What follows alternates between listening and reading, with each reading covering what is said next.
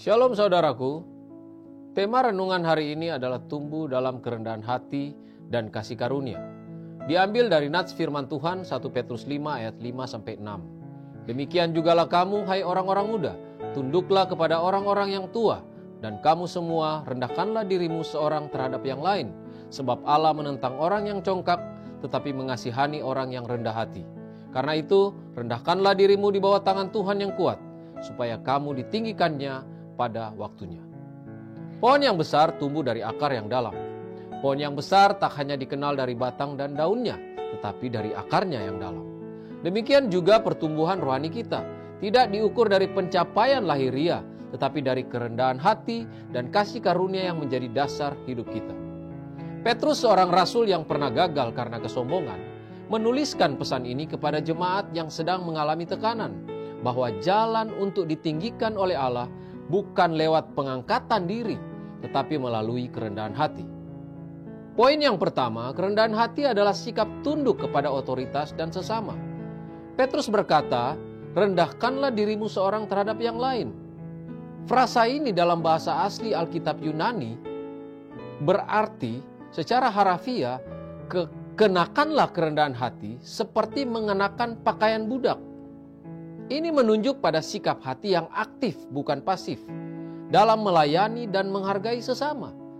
Maksudnya adalah kerendahan hati bukan kelemahan, tetapi kekuatan untuk menundukkan ego kita demi Kristus.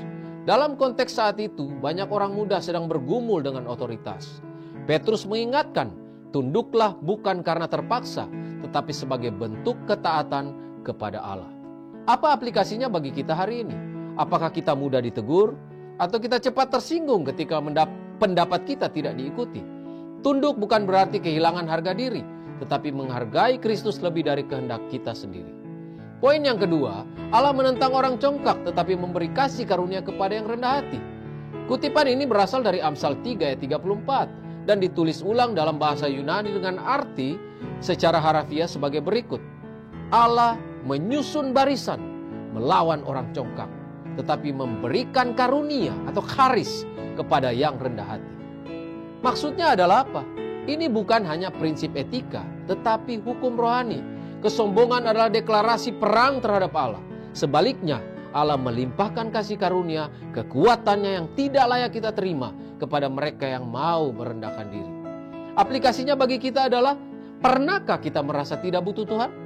Seringkali kita hanya bersandar kepada Tuhan saat krisis, tetapi merasa bisa sendiri saat semuanya baik. Mari kita belajar untuk selalu bergantung padanya setiap hari, bahkan saat di mana kita merasa kuat sekalipun. Poin yang ketiga, kerendahan hati membuka jalan bagi pemuliaan Allah. Rendahkanlah dirimu di bawah tangan Tuhan yang kuat, supaya kamu ditinggikannya pada waktunya. Frasa ini dalam bahasa asli mengandung struktur sebab akibat. Kerendahan hati bukan tujuan akhir, tetapi jalan menuju promosi ilahi. Maksudnya adalah tangan Tuhan yang kuat menggambarkan kuasa penyertaan dan perlindungan Tuhan. Ketika kita memilih tunduk, kita tidak ditinggalkan, tetapi sedang dipersiapkan untuk ditinggikan oleh Tuhan dalam cara dan waktunya. Aplikasinya bagi kita adalah jangan buru-buru mengangkat diri dalam pelayanan, karir, bahkan relasi. Biarkan Tuhan yang mengangkat kita. Kadang pengangkatannya datang lewat penderitaan dulu, seperti Yusuf yang merendah di penjara sebelum ditinggikan di istana. Maka dari itu, marilah kita melihat kesimpulan yang dapat kita ambil dari nats ini. Dalam dunia yang mengagungkan pencapaian, Tuhan memanggil kita untuk menunduk. Kerendahan hati bukan penghalang pertumbuhan, melainkan tanah subur bagi kasih karunia Allah bekerja. Jangan takut untuk turun, karena Tuhan tidak pernah melewatkan orang yang merendahkan diri. Seorang petani pernah berkata, padi yang paling berisi akan semakin menunduk. Demikian juga orang percaya, makin dewasa, makin rendah hati. Mari kita bertanya hari ini, apakah aku sedang tumbuh dalam kasih karunia dan kerendahan hati, atau hanya dalam pencapaian pribadi?